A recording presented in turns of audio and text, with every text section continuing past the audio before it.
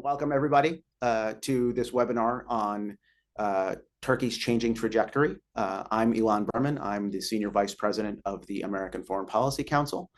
And this webinar is part of an ongoing series, a periodic series that we do as part of our work on war of ideas against Islamic extremism. The American Foreign Policy Council also hosts an annual conference called the Yearly Dialogue, which brings together American and majority Muslim nation policymakers and experts to craft innovative approaches to dealing with the common challenge that's posed by Islamic extremism. But we can't cover everything in a one-day conference. So what we try to do, and what this webinar is part of, is to continue the conversation on topics that haven't been addressed or weren't addressed, at least in the past year. And Turkey, in the geopolitical discussion about the Middle East, is a fast mover, especially in the aftermath of the December overthrow of the Assad regime by Sunni Islamist forces in Syria. And Turkey plays a big role here, and everybody wants to talk about that. We'll end up in the Syria discussion because I think it's central to everything that we're seeing.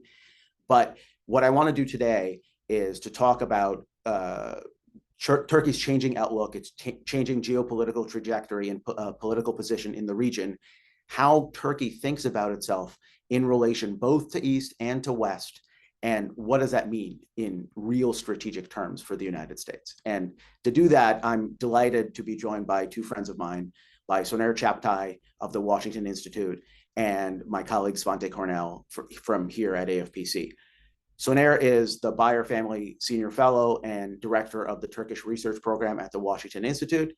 And he's a prolific author. He's written extensively on US-Turkish relations and Turkish domestic politics and nationalism. And he's written for the Wall Street Journal and the Washington Post, New York Times.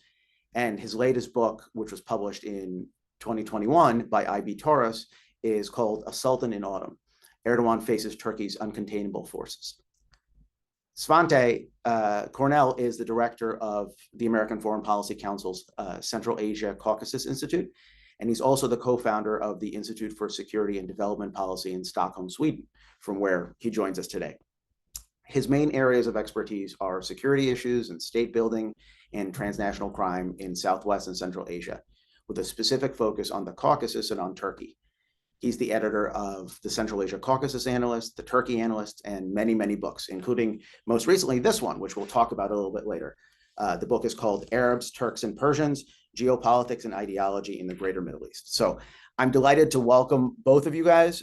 This is really, certainly for me, it's going to be a teachable moment, because there's a lot that's happening in the Turkey policy space. And my sense is that there's a lot that's happening that's really not being covered adequately in the international media. So let's start with this. And Soner, let me start with you, because Turkey, when policymakers, at least here in Washington, talk about Turkey, they tend to talk about it very simplistically as an Islamist actor. And there's certainly evidence for this, and we'll talk about this a little bit later, but in reality, the political dynamics inside Turkey are a good deal more complicated. So I was hoping, just to start us off, if you could unpack, how Islamist currents and other currents in Turkish politics resonate and ricochet around the political sphere. Thank you, Ilan, for hosting us today, and a great pleasure to be on the panel with my colleague Svante, with whom I have followed Turkey for almost 2 decades now. We have seen kind of the shifts and changes in Turkey's domestic politics and foreign policy. And kind of to answer your question, I think that I would put Turkish foreign policy under first Prime Minister, then President, of course, Erdogan, for almost 22 years now, into 3 phases. The first of which would be the internationalist phase for about a decade. Erdogan became Prime Minister in 2003. Following that decade, a decade after that, Turkey attracted records amount of foreign direct investment. At the time, there were accession talks with the EU, and the foreign policy broadly looked internationalist. Then there was a pivot at the time of the Arab uprisings in 2011 and 12. It was coupled with Turkey's kind of can-do attitude, because the country did economically so well for about a decade. It looked much better than its previous self in the 20th century and much better than its neighbors. Greece going through Eurozone crisis, Iraq having a civil war, Ukraine being invaded, Georgia being invaded. And not having these problems, Turkey kind of felt like it could kind of soar and stretch its wings, spread its kind of influence. And that came with a singular focus on Muslim Brotherhood as the only ally in Arab uprisings. That kind of failed because you never bet on one horse in a horse race. If this is political, you split your bets so that your kind of person or your horse in the race in the end ends up winning. That was a big, I think, a failure on behalf of Turkish foreign policy elites. I think the policy was mainly conceived by, at the time, Foreign Minister, then Prime Minister Ahmet Davutoğlu. After Davutoğlu left the scene and followed with, coupled with a significant downturn in the Turkish economy around 2018, from which Turkey hasn't been able to recover yet, Erdogan pivoted once again. I think this is the third kind of phase. So internationalist, pro-Muslim Brotherhood. This is we're in the third phase now, which has been going on for about half a decade or so. And this is more of a Turkey that is basically married to no part of the world. You know, if the first phase was, it was mostly attached to the Western Europe and US, and the second was, it was attached to the Middle East through Muslim Brotherhood, because the idea was that Turkey would become a star power nation in the Middle East by and through leadership of Muslims, and then it will become a leader nation globally elsewhere. Now in the third phase, I call this as Turkey that's in love with neither the Middle East nor with Europe. It's just in love with itself. It's kind of a country that is seeking strategic autonomy, and it's basically doing lots of things. It's quite transactionalist. It sees itself as part of the West, but not exclusively. So this is a great departure point from 20th century Turkey of Kemalists. Turkey sees itself part of the West, but it also sees itself as part of the East, the South, the global North, and any other area that comes in. So I think, and maybe if Svante will agree or disagree on this, would love to hear his thought. I think this is an era of kind of Turkey that is rooted in neither Middle East nor Europe, contrary to the earlier eras. I see it as Turkey that is kind of rooted in Anatolia, which is a transcontinental space. And it's also not emotionally attached to either Europe, which is and the West, that was the foreign policy for the first decade, or the Middle East, that was the foreign policy for the second decade. It's kind of saying, I'll just sit here and I deal with all regions around me, whatever is going on, whether it's Ukraine war, Gaza war, Syria war, accession talks with the EU, kind of engaging China, engaging Russia, which really allows for a fascinating case study among all middle powers, which I hope that we can go into in a little bit, means a middle power ascendant that has multiple identities. And of course, that is not without risks and problems, including the economy. If the economy doesn't make a comeback, this foreign policy may not be sustainable, but we'll come back to that, I hope, and over to you. Thank you again. Thanks, Soner. No, I think it's a great place to start. One of the things that you didn't talk much about is the nationalist component. Correct. And there is Turkey, to me, is fascinating because it's such a fast mover in terms of demographics. In terms of when we think about Turkey, we think about generally European Turkey, and more we're seeing that the demographics don't support this vision of Turkey, that Turkey's shifting east demographically. But there's also another strain, which is the nationalist strain, and you're beginning to see more and more that Erdogan is not just articulating Islamist principles, but he's also playing very much to a nationalist base. And maybe that has to do with the way you described Turkey in love with itself. But Svante, can you talk about that a little bit? Because I think it's a hugely important component. Sure, thank you. And thank you for organizing the panel. It's wonderful to see Soner, who obviously has written a lot more on Turkey than I ever will. But coming back to your question, I think we started off with Turkey and the Islamist identity. And I think I agree with Soner largely that the Islamism was a driver of Turkish foreign policy ideologically for a certain period, from about, I would say, as Soner mentioned, the Arab upheavals maybe a little earlier to about 2017-18, really after the coup when things changed in domestic politics in Turkey. This I mean, it ended for a number of reasons, one of which, as Soner mentioned, is that it failed very badly. Turkey ended up being in conflict with most of the Sunni Arab powers, which was the part of the world that Turkey thought it was going to be able to manage or dominate, or whichever term you would prefer. The policy that Turkey had at that time also created completely novel anti-Turkish alignments, including the Eastern Mediterranean, where you suddenly have Greece and the United Arab Emirates cooperating, which you wouldn't have had otherwise, and so forth. I think there has been a change. There has been a clear change. I think that's part institutional as well. I think it's a reflection of what the the forces that are determining Turkish foreign policy. Obviously, President Erdogan he has come to personify Turkey in many ways. When anybody in Washington talks about Turkey, they usually talk about Erdogan. And to a certain extent, that's correct. However, I think we have to be careful not to overstate it. This is something we tend to do with the Russians. We talk about Putin, or we talk about Yeltsin, or we talk about Gorbachev. I think it's the same in Turkey. I think what we've seen over time is that there are institutions in Turkey that have come back in a certain way. That were weaker for a while, that were subjected to purges, as we know. But because of and what really made possible, I think, the return of institutions, and this is important to your question, because these institutions tend to be largely nationalist when we talk about the bureaucracy of the Turkish intelligence services, or the Turkish military in particular, is because what we really saw happening in the mid-2010s was a civil war of Turkish Islamism. There was a struggle that really featured as his two main protagonists, President Erdogan, who was a leader, if you will, of one faction of Turkish Islamism. He wanted to be the leader of all of Turkish Islamism, obviously, but the problem was that there was another faction that led by Fethullah Gülen, the preacher who was based in Pennsylvania for so many years, that really did not want to be controlled by Erdogan, and was a separate force, very much with very strong influence in a lot of state institutions. And that, of course, ended up being the dynamic that led to the failed coup of 2016 and the purge of the Gülenists.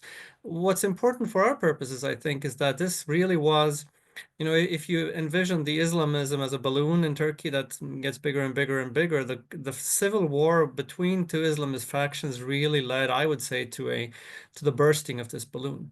The self-confidence of the Islamist movement, whether in domestic or foreign policy, I think was not the same after this.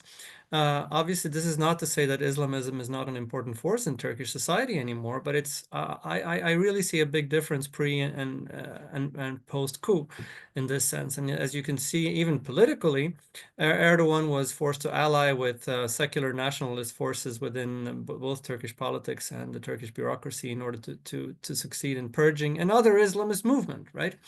Now, talking about Turkish priorities in foreign policy, I think these have changed also because in the 10 years since, more or less since this happened, we've seen also the world getting more chaotic and more dangerous. Obviously, the world surrounding Turkey becoming more chaotic and more dangerous. And I think Turkish leaders very much see themselves as a central and stable actor in a very dangerous neighborhood, with threats to Turkey coming from Russia, coming from Iran, and coming from the United States.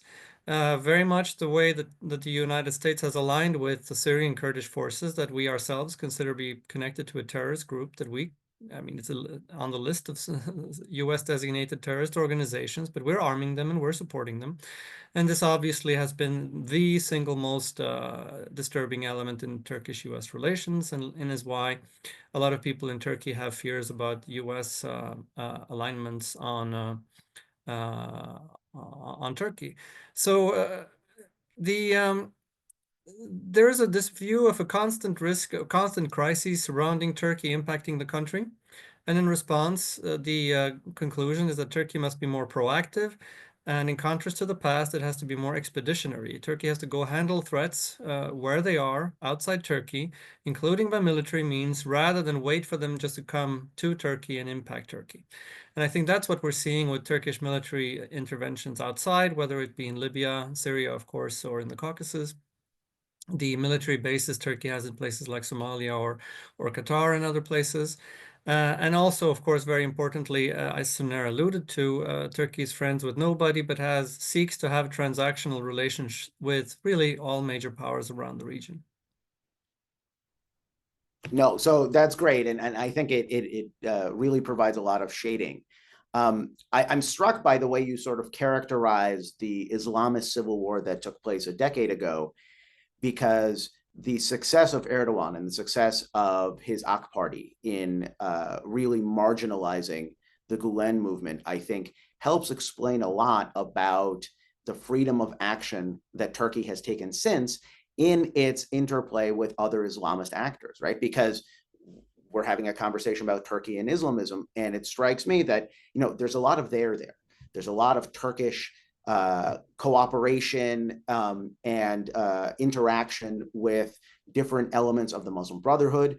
There's a lot of at least tactical contact between Turkey and the Islamic State, despite all of the negative regional security implications. There's obviously the sort of the infamous Turkish cooperation with Iran in terms of sanctions busting, which was a serious thing under the maximum pressure campaign of the first Trump term, which we may be seeing a replay of in the next few weeks, next few months. And so, Soner, I'm sort of struck by Turkey, as you laid out, sort of keeps its own counsel. But how do the Turks and how do Turkish officials think about this sort of instrumentalization of Islamist narratives and, you know, the cooperation that emerges from that? So I would say Islamic solidarity is only one element of the toolbox today. You mentioned nationalism, transactionalism, and also kind of this sense of make your country great politics. I think President Erdogan, together with Hungarian Prime Minister Orban, is among the inventors of this brand of politics in the 21st century, a model that is being copied by leaders elsewhere effectively. And nations that were a great power once upon a time have a malleable sense of their heyday. And I think this comes with a propensity to be inspired by leaders who speak to that narrative and embody it. That's Erdogan in Turkey. Turkey, obviously, of course, rooted in Ottoman Empire, was a great power. Failing only about 3 generations ago, that means that a lot of people in Turkey have grandparents, sometimes great-grandparents, depending on how old they are, who fought and served in the Ottoman Empire as was collapsing. Erdogan has largely reminded the Turks that they're descendants of a powerful imperial nation. Now, I think that having said this, of course, I need to caveat myself, because oftentimes the question then that begs to be answered is this neo-Ottomanist? The answer is no. Well, 90% of Turkey's citizens cannot read Ottoman script or Arabic because of Ataturk's very dramatic reforms in the 1920s and 30s after the collapse of the Ottoman Empire. I believe that Ataturk Control-Alt-Delete hard formatted Turkey, almost like deleting software and putting new software in. And as a result, it'd be almost impossible for Turkey ever to kind of connect with the Ottomans. But the make your country great politics, I think, resonates, even though this is not a new Ottomanist policy. Kind of a policy that says Turkey can stand on its own. It doesn't have to beg anyone. It can deal with everyone.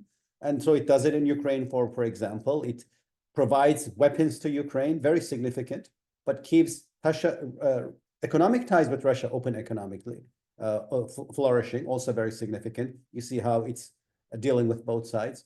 So you have that element. And then I think adding onto it also this really interesting shift. So there are many ways to analyze Turkey's domestic politics, which is why it's a fascinating country. You can do center periphery, political Islam, secularism, you know, cities, rural areas, urban, rural, or you know, middle class, working class, ideology. The one that I want to introduce, as you kind of alluded to it, Ilan, is demographics. The founders of Turkey, as it emerged from the Ottoman Empire, mostly came from the Balkans, including Ataturk, because this was the heart of the Ottoman Empire. That's where all the big cities were, all the major institutions were. And so they not only were from Europe themselves, but they were also attached to the continent. And they kind of saw themselves as being unfairly expelled from Europe. And so Turkey had this preoccupation for about 100 years to go back to Europe. That is gone, because demographic shifts suggest that these elites have now been replaced by Anatolian-born elites. That is how I would describe Erdogan's movement, as an Anatolian movement, kind of using geography and demographics. And so it doesn't see itself emotionally attached to Europe. but rather politically it says, hey, I'm also European, and I think that even Erdogan will be offended if he told that Turkey's not a European country. I would agree with him because Turkey's efforts to become European are as old as modern Europe itself, meaning starting around the time of the French Revolution. But this Turkey doesn't see itself exclusively European. It sees itself as kind of belonging to all regions or neither of these regions exclusively. And so it allows for a more transactionalist foreign policy, but the goal of it ultimately is to make Turkey a great and respected power. So all binds goes to kind of make your country great politics. And there are pitfalls of this, but I think so far, as you said, and Svante highlighted, Turkey has played this well. It has won in wars in Libya, more recently in South Caucasus and Syria against Russia and its proxies. That's very significant. So the assumption that people will throw out that Turkey and Russia are allies is completely wrong, in my view. Turkey and Russia are competitors. They're cordial competitors, right? They don't really fight. They have kind of the power break sharing agreements. It looked to me that I'm sure we'll discuss Syria. As the Assad regime was falling, Ankara may have helped negotiate an agreement, for the exit of the Assad family in return for, of course, Russia providing little or no support at the end of the war, so that we didn't see kind of a battle for Damascus. So that suggests power sharing. We have seen other episodes in Libya and South Caucasus. So it remains a country that is trying to establish itself as a middle power, as a hedging middle power in global politics. And I think what's fascinating is that this is the only middle power that's also a NATO ally. So it's very consequential for the United States, which means Turkey can make things very difficult for the US, as happened recently. Svante followed this as well. Sweden's NATO accession. Ankara leveraged that process to get F-16s from the US. It succeeded. And now in the era of President Trump, given that the two presidents had good chemistry in the past, I expect US-Turkish ties to take off. If Erdogan and Trump can address some issues that are holding the relationship down, and these are two key issues: US partnership with SDF, Syrian Democratic Forces, under which the YPG, People's Protection Forces, plays a key role. The YPG is connected to the Kurdistan Workers' Party, the PKK, which is a terror-designated entity. That's problem number one. And problem number two is Turkey's purchase of Russian-made missile defense system S-400s. If the two principles can kind of make sure that these issues go away, I think we're going to see an era of really kind of a significant boost in US-Turkish ties, because Trump and Erdogan like each other. And what is more importantly, they both say that they respect each other. So I guess that's a starting point. Well, Soner, you sort of preempted where I want this conversation to go, because I do want to end up at US-Turkish policy and sort of what needs to change. But before we get there, I wanted to piggyback off of your answer and ask Svante a related question, because it strikes me that it makes sense in foreign policy terms for Turkey to play footsie with assorted Islamist forces as part of that sort of multi-vector foreign policy that Davutoglu outlined and has been pursued. But it hasn't always been successful. And I'm thinking specifically of the immediate aftermath of the Arab Spring, when Erdogan took a very highly publicized trip to North Africa to try to promote in places like Tunisia that the Turkish model of political Islam was what was needed as a replacement for these sort of old sclerotic regimes. And the answer was not just no thanks, it was much more strident than that. And so it strikes me that the model that Turkey has created of this activist political Islam works for Turkey, but I'm not sure it works for anybody else. And that's where the Turks run into problems in terms of expanding their influence, right? Well, I mean, if I'm allowed to disagree, I don't think it works for Turkey. And it doesn't work for Turkey simply. And I think I forgot to mention when I talked about the shift from Islamism to nationalism is that, if you compare the ambitions that Erdogan had and his party and his movement had, which was to make the society more Islamic, right? The raising pious generations was this thing Erdogan used to talk about. And it wasn't just empty words. They tried to change the educational system. They tried to boost these Imam Hatip schools that are religious schools at the expense of secular schools. And what happened, the population basically revolted. Even in conservative areas, a lot of parents refused to have their secular schools turned into religious schools because they knew that, well, their kids need to find jobs in the modern world, right? So that was just one example. But if you look more broadly at the Turkish at Turkish public opinion, value surveys and so on, you see that under Erdogan, society became more secular, not more Islamic. And at some point, I think Erdogan, who is an ideologue, I think, but a pragmatic ideologue, who is a person who always read opinion polls much better than anybody else and invested money and energy in opinion polls, there's no way he didn't know that it wasn't happening, right? That the Turkish society wasn't getting more Islamic. So in that sense, I think for a leader like Erdogan, who is interested in remaining in power and knows that both for himself and his family, the risks of not being in power and maintaining your freedom and your fortune are going to be quite problematic. If there is a shift towards nationalism, so be it. I don't think that changes the internal convictions or let's put it rather, the worldview, the mentality that shaped Erdogan, which is deeply Islamist.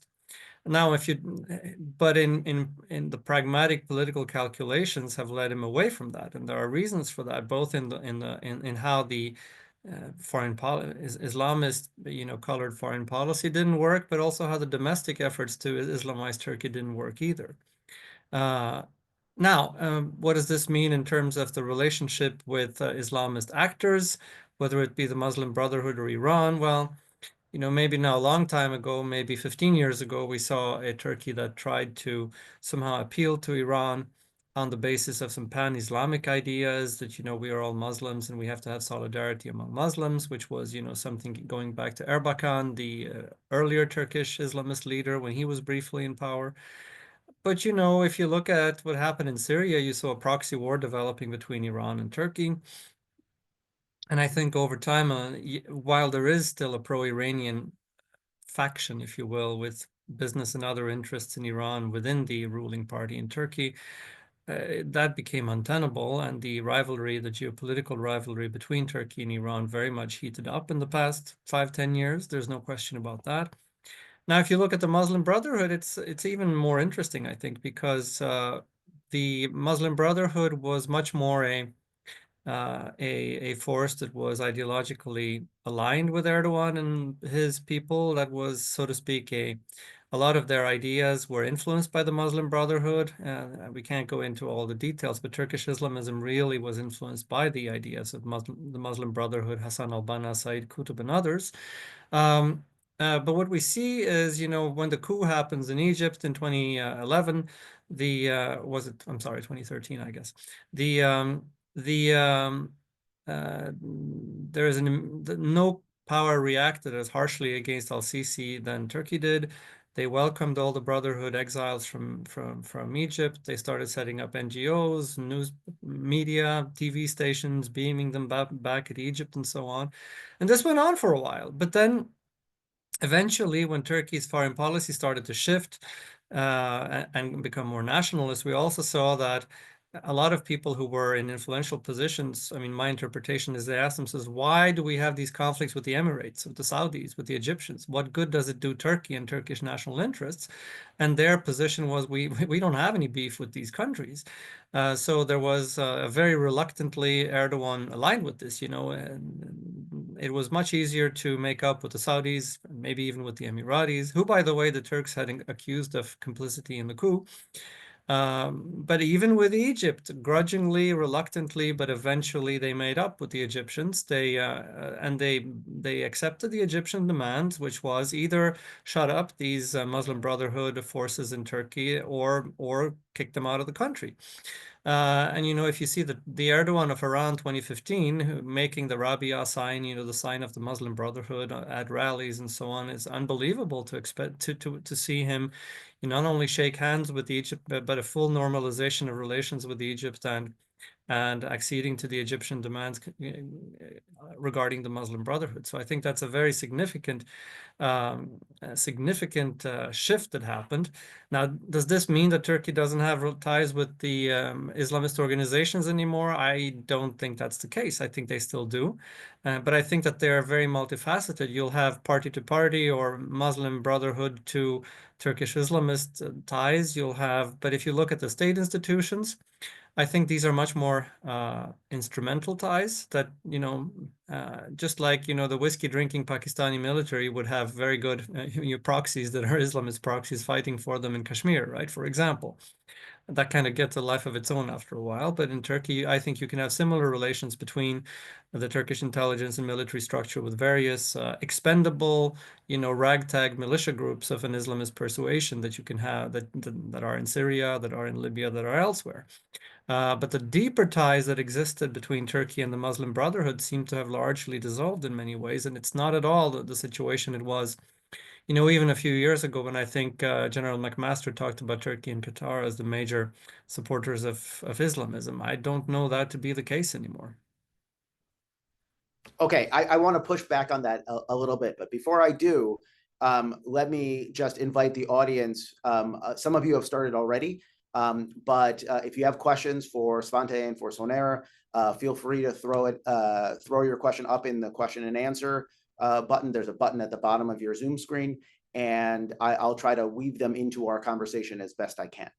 But okay, back to our conversation, because I think this is a natural segue to talk about Syria, because it is true that Erdogan's interplay with Islamist factions has sort of had its ups and downs, and yet what we saw take place last month in Syria, the rapid,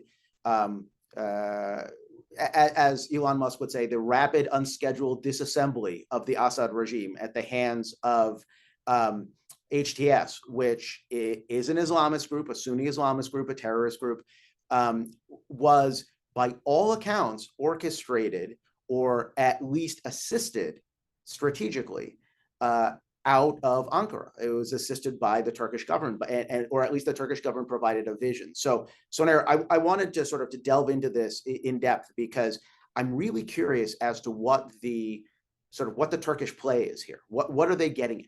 It's quite simple in my view. Ankara is setting the stage for a grand bargain between Trump and Erdogan when they have their first meeting.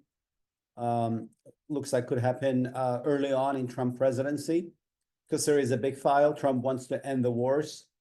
And so I think Erdogan is going to go to him and say, we can end the war in Syria together. To that effect, Ankara has eliminated the Assad regime from the equation. So long as the Assad regime was in Damascus, there was no way the war would end. More than half of the country would never accept to come back under his rule, or the refugees in Turkey and Europe.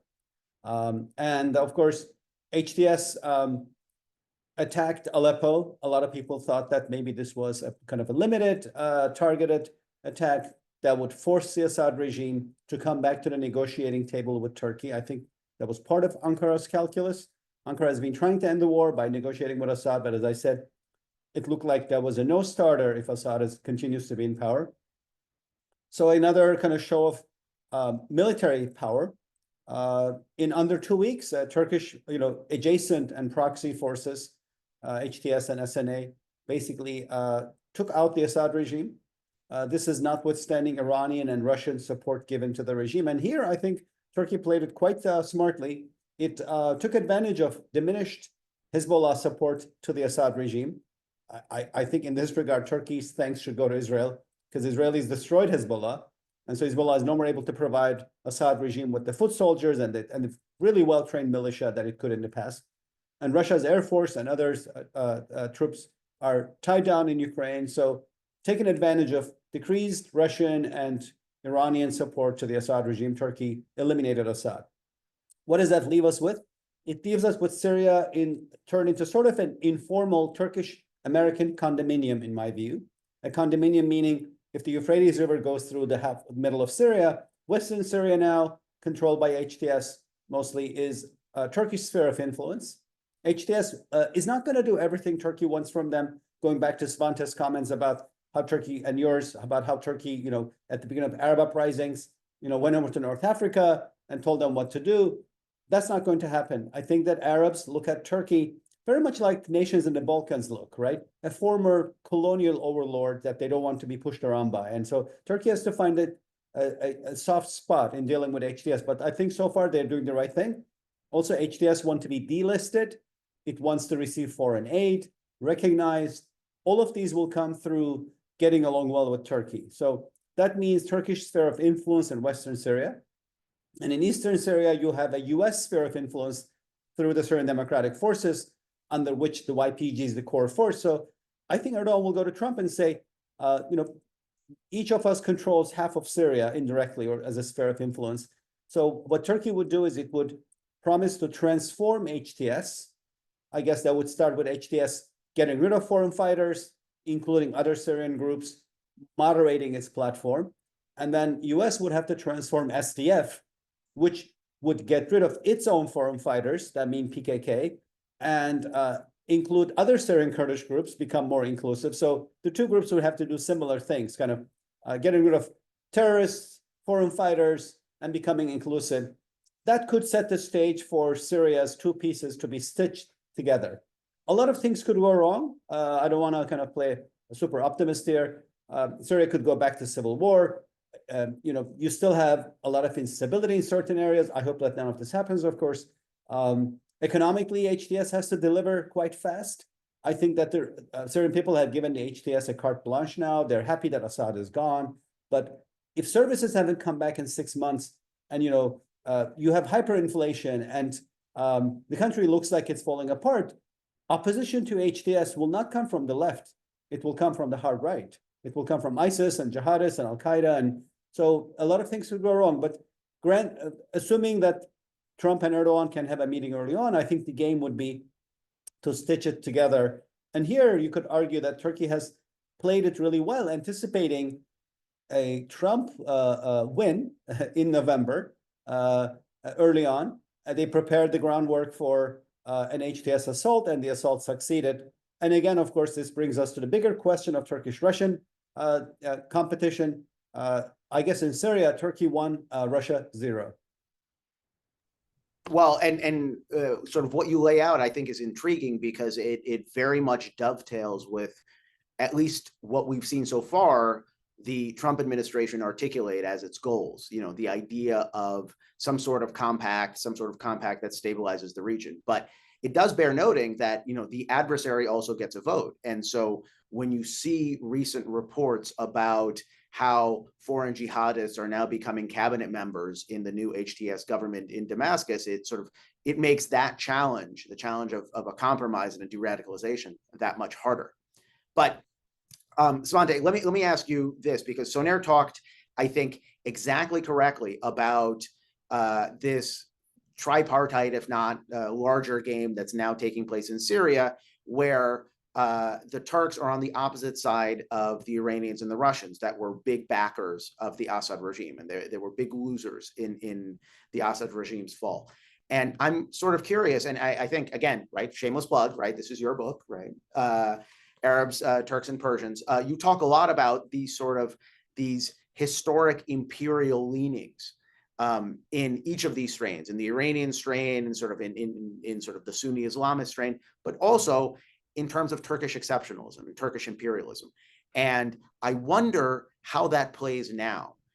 Is what we're seeing, and by the way, I asked this not out of the blue, but because a lot of the conversations I'm having with friends in the Middle East, including Israeli officials, you're hearing more and more about the fact that Turkish imperialism or Turkish neo-imperialism is, or may be very soon, a real thing that we have to contend with.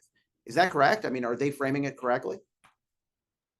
I'm not sure. I will have to see, I guess. I'm skeptical, and for a couple of reasons. I'd like to pick up on what Soner said, which is that the Arabs, and including Arab Islamists, don't take very kindly to being bossed around by Turks. That has its own baggage going back to the Ottoman Empire, and both you and Soner have already talked about this. I don't think it's going to be very different with the HTS. Obviously, there is a dependence.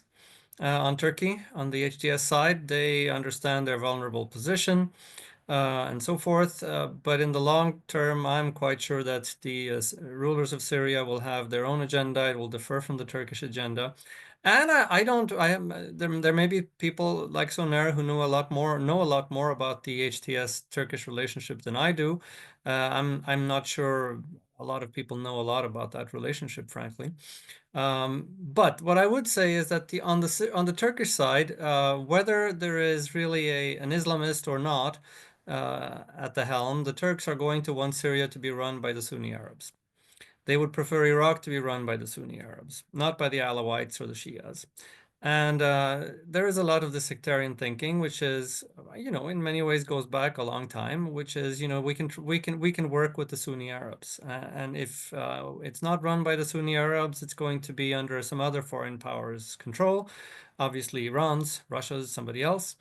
And the fun part is I think that Turkey and Israel actually have interests that align quite well in Syria if they can get over certain things on which they, don't see eye to eye. But that's an aside. But in terms of a Turkish neo-imperialism, I guess you would have to assume then that, this is a risky game and suddenly Syria is shifted from the Iranian or Russian color to the Turkish color. I don't think it's that simple. I think it's going to be very difficult for Turkey to continue to exercise that type of influence in Syria. I think what we know from Turkey is that the Turkish understanding of the Middle Eastern countries, including Syria, I don't think it's that deep. I think they don't, obviously in the past 10 years or 15 years, they must have invested a lot. But if you compare to what the Iranians invested in trying to control Syria, I don't think it compares. So it's also a country, Turkey, that has a lot of internal difficulties. If you look at the economic situation, the social situation in the country, I think they would have to be very careful before they start pumping billions of dollars the way the Iranians did into some foreign policy projects. I don't think they have that money. I don't think they can make the same level of, spending that the Iranians did, and it didn't work out for the Iranians. So yes, there is a Turkey that behaves differently. Like I alluded to in my earlier remarks, this is a Turkey that is interested in expeditionary, if you will, capabilities, that doesn't want the problems of the region to come into Turkey, but that rather would like to handle them outside. I understand that spooks outsiders, and especially some of the things Erdogan says would spook people in Israel and elsewhere. But I think we have to look very carefully at the distinction between what Erdogan says and what Turkey does, and also at how Turkey uses these capabilities before we really talk about some form of Turkish neo-imperialism. That said, it's a case that, if you look at the past several years, Turkey is in many ways displacing Russia from the South Caucasus. If you're talking about which is the major, foreign military power in the South Caucasus anymore, I'm not even sure it's Russia. The way the Turks backed up the Azerbaijani victory against Armenia and has, forces in Azerbaijan, at least in terms of Air Force support, F-16s and what have you, this is something very significant. The way Turkey managed to get a win in Libya over the forces that supported Haftar, and that again is the Russians. And again, in Syria, I think it's not just 1-0, as Soner says, we're talking about 3-0.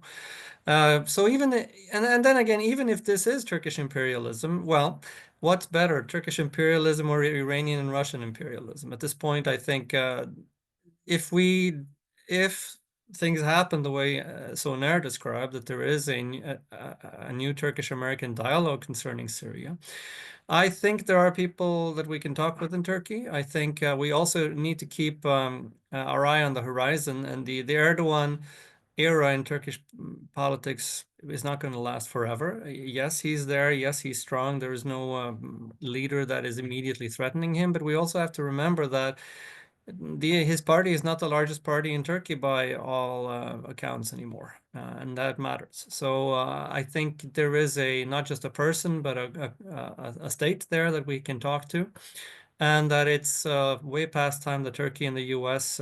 Start engaging in all of these issues. But we'll see what happens. All right. Well, that's exactly where I want to go. So last set of questions for you guys, because I'm sort of cognizant of the time. I want to make sure that we run on time. And I apologize in advance if I don't get a chance to ask all of the questions in the Q&A. You guys are remarkably inquisitive, but we will continue the dialogue. But my sense is this conversation has been building up to precisely this, which is to take a prospective look, take a look at where we're going. And so, Soner, you laid out the possibility for this sort of strategic condominium in Syria, right? A lot of things have to happen in order for it to be successful, but this may be, if everything works the way it's envisioned, may be a workable plan. But what does that actually do in the Islamist context, right? As Turkey, if there is a rebuilt US-Turkish relationship, if there is some sort of condominium over Syria, how do Turkey's relations with Islamist actors change, both in the region, but also sort of the broad ideological currents? Is Syria going to be the thing that forces Erdogan to choose between imperialism and Islamism or nationalism and Islamism? How do you see this? So first of all, kind of starting granular and then zooming out in the context of its maybe a half a decade old relationship with Turkey now, HTS seems to have shifted from a violent Islamist group to an autocratic one. It doesn't mean it's inclusive or egalitarian. Maybe it will evolve in that direction, but it has shifted and it has abandoned violence, so that's significant. So perhaps that speaks in volumes to Turkey's brand. You know, it's sharing Islamic values across society, but of course, absolutely shunning violence to that effect. And maybe we can kind of look at HTS's origins in Al-Qaeda in Iraq and its transformation into a Turkey-adjacent force that has abandoned violence. But in the big picture, I also want to kind of frame this Islamism debate as Svante has done, and then also look at more pitfalls in Syria before we go into Q&A. And I think there's a couple of questions, at least on this regard. Some people have asked about Claire Lopez and a few others. So I think there are limits to Islamization of Turkey. All has to happen on top of Turkey's Control-Alt-Delete hard formatting by Ataturk. It's a very substantial, revolutionary, almost chasm-producing or presenting era. Ataturk switched Turkey's script, calendar, pretty much everything else. So almost like loaded new software into the country. And the ideology of Erdogan is laid onto this new software, not the old. And so I agree with Svante. As a result, I think everyone who wants to wear religion on their sleeve in Turkey now can do so. But that demographic has saturated. We are at a point where not more people are showing outward signs of religiosity, but fewer among younger people, for example. You know, Ataturk, of many of his reforms, he never banned hijab.